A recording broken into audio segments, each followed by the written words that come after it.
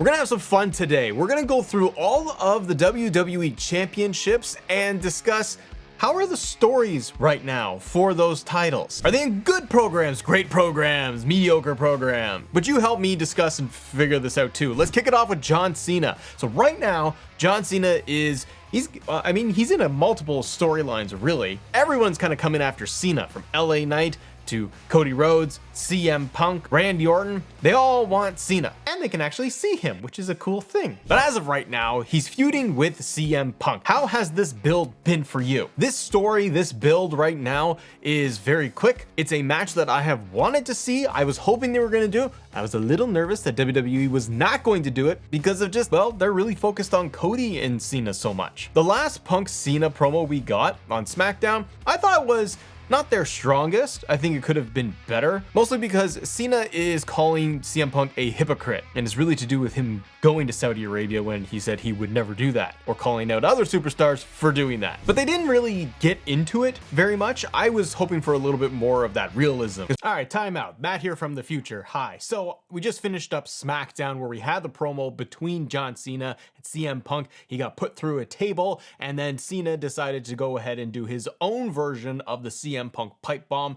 He dropped Matt Cardona's name, Nick Nemeth, Claudio Castagnoli. He went off on Punk for like good 10 minutes here. This thing was awesome. This totally lifted the entire program in my eyes. It is exactly what it needed, because up to this point, like I just said in what I filmed earlier, I felt like it was doing okay. It was doing good. However, it was missing that spark and that next level. This is exactly what it needed to do. This is exactly what this feud needed in order to get it more escalated, feel more important. And it's kind of an interesting situation if you think about it, between Punk and Cena. Everything Cena said, it felt real, man, and it felt true. And that's the stuff I love in wrestling, is when you can blur that line. Does this hurt Punk? Does this actually get fans to cheer Cena even more? Could be a whole topic for another video, but this promo, it totally helped. It lifted everything up. I love that Cena just leaned into the pipe bomb. It made me excited to see the match and really the fallout of what's going to happen between these two. Now let's look at Jacob Fatu, your United States champion over on SmackDown. I love Jacob Fatu. I think he's great as US champion. Fans are into him. He's super over, but for the story that he's in right now with Solo, I think it's great. It's very early, yes. Gotta figure we're getting this match at SummerSlam between Solo and Fatu. But this build has been going on for a little while. And just with the slow build of it, since Jacob really came into Bloodline with Solo, he loved Solo. Then he just really quickly did not, as he started to break out on his own. And once he got the US title, it's all in motion. So they have been doing a great job, I think, of slow burning this thing, not hot shotting it. The moment at Money in the Bank where he's grabbing Solo from the ladder was amazing. It's what the fans wanted to see, and they're continuing to build this. And on top of it, Solo's character right now,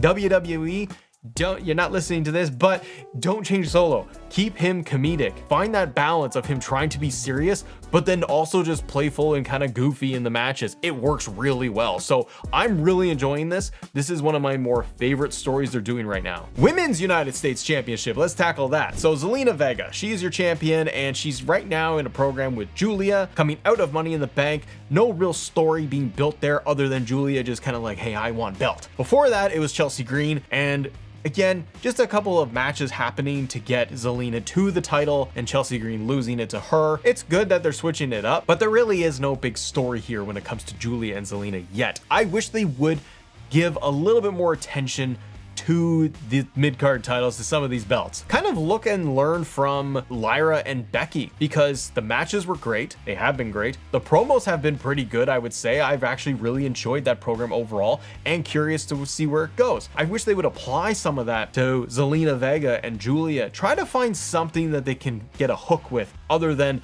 I want belt. So the program, it's just at it's an okay level right now. Street Profits, WWE Tag Team Champions. Love what they've done on SmackDown with the entire tag division. Are they in a very specific story program with one team? No, it's everybody. But it is one of my favorite things on SmackDown that they got going on. The Street Profits story right now, see, again, this is the problem with tag team wrestling in WWE, I find, is that they don't give them real concrete deep stories with the characters. They tend to just lean on which team is going to have best matches and who is just ultimately best tag team. So we've seen these titles flipped around a ton. The Wyatt Six are in there. The tag team match they had on SmackDown the previous week, it was unfortunately not good at all. That did not help. So the story of the Street Profits is just being tag team champions. I mean, they had the TLC match. I love how much time they're giving to everybody. It's going well, but it's missing to be like, oh, this is an amazing thing and it's the best thing in the last 6 months. I can't say that because there is no real story behind it. No deception, no turns of people or teams. Like you've had Candice now team up with DIY. Okay, that's a cool wrinkle, but it's staying in its own little soup here where it's just about who's best tag team. So I'm just gonna say it's very good. All right, let's look at the World Heavyweight Championship. Gunther, he just came off of beating Jey Uso. He tapped him out. And right after that, what does he do? The only sensible thing you can do. You get into a program with Bill Goldberg, right? This I don't imagine is going to be very long. It is not confirmed to be Bill's retirement match, although all signs point to yes, because it's in Atlanta at Saturday Night's Main Event for the title. Gotta think that that's gonna be Goldberg's bye-bye. Maybe not. Maybe he loses and Goldberg tries to get one final win at like SummerSlam. But this is the current program for your World Heavyweight Championship. Do you like it? Huh? Do you? Do you? Do you?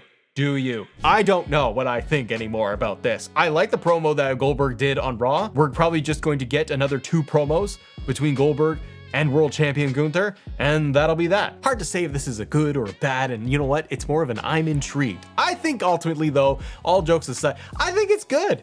I mean, Gunther could be doing 10 different things, but why not just slap a Goldberg situation in there and everyone has to deal with it? I mean, come on, let's have some fun here. So I'm gonna say it's fine. People are gonna hate this program and everything it stands for.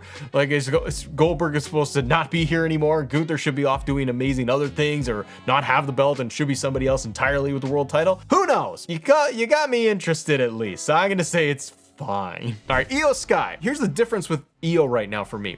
Io, I love Io. Io in just, no, go down.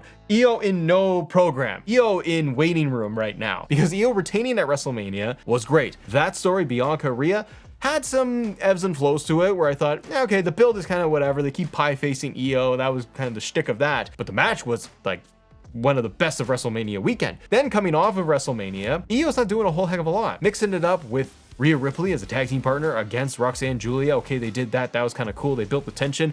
Are we going to see Rhea Ripley as champion again? No. They teased it. Money in the Bank, they teased, Rhea Ripley possibly winning because she's in Money in the Bank. Didn't happen. But meanwhile, all of this happening, except Io is not in a direct program with anybody. So I gotta say, it's terrible. It's not that terrible. It's fine. But it's just that Io is not in anything directly. Nobody is currently actively fighting her, challenging her on a regular long-term basis in a big program after WrestleMania. She didn't have a big bad opponent to work with. We're waiting for Queen of the Ring and who wins that to see what Io might be doing. So it's okay. Okay, your women's WWE champion, Tiffany Stratton. Tiffany is also in kind of the same boat as I think about it. She's not in anything of consequence, and that's a shame. So that WWE championship hasn't been defended all that much, number one, or has it even been defended at all since WrestleMania? Maybe the Nia Jax match was for the title, I can't remember, but that's been it. It's been Tiffany versus Nia in a rematch. We've seen that program. She's not in anything else. So that championship is just sitting around doing a whole lot of nothing, collecting dust until, again, we get through King and Queen of the Ring. I believe that we're just kind of waiting for Tiffany to have a match where Naomi is going to cash in and then everything moves on and there's a bigger story that happens, maybe with Naomi, Jade, Bianca. That's the big story. So the championship right now, Tiffany's belt, it ain't Tiffy time anymore. Ain't nothing going on. Dom Mysterio, your Intercontinental Champion. What's Dom been up to? Right now, he is going into Night of Champions to fight AJ Styles for that Intercontinental Championship. Is it a deep, compelling story that he is in right now with AJ? No, not really. They just kind of put this thing through. I'm glad AJ's going for the IC title. I kind of want him to win, see what happens. But Dom's bigger story that he's in right now, since he is Intercontinental Champion, it's not really about the IC title. The IC title is secondary. Dom's big story is everything going on with Liv, who's now injured, unfortunately, and Roxanne, Finn Balor, all at Judgment Day. That's Dom's big story. I feel like they could be doing a little bit more with Dom in terms of the push and pull. like how Roxanne is getting in there, manipulating, hitting on him a little bit, but then not really doing much anymore. Liv, again, is injured, so this is going to change a lot of the dynamic. What I hope to see is Roxanne gets involved even more. They just play with it. It's terrible that Liv is injured. Nobody wants to see an injury, and she's in the mix of a lot of stories. So they're gonna have to shuffle and move things around, but I'd love to see what they do now with Liv out of the picture, and how does Dom react? Does he lose the IC title because he doesn't have Liv there to help him? Or does he retain because now he's getting help from Roxanne? Rare. So I think the Intercontinental title itself, is it in a really cool program right now? No, it's AJ Styles and Dom. It's a TV program that they're doing. There's not a lot of meat behind it, but again, I think the Judgment Day story is the bigger one for Dom right now.